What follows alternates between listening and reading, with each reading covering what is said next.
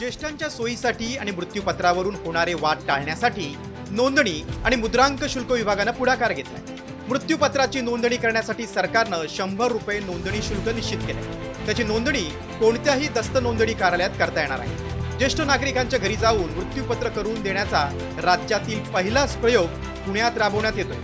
त्यांच्या मानसिकदृष्ट्या ते स्वस्थ आहेत, ज्यांना विल काय करतो हे समजतंय, परंतु फिजिकली त्यांना शक्य नाही, काही चॅलेंजेस आहेत, चालणं शक्य नाही, ऑफिसमध्ये येणं शक्य नाही। तसं डॉक्टरांचं सर्टिफिकेट त्याला जोडायला लागतं आणि त्यानंतर 300 रुपये ही फी आहे ती व्हिजिटची, ती फी भरायची आणि व्हिजिटच्या सगळ्या प्रोसेसचं व्हिडिओ शूटिंग करायचं आहे आणि ती CD आम्हाला द्यायची, कारण उद्या पुरावा म्हणून कधी ते लागलं तसं परिपत्रक आहे वरिष्ठ कार्यालयाचं।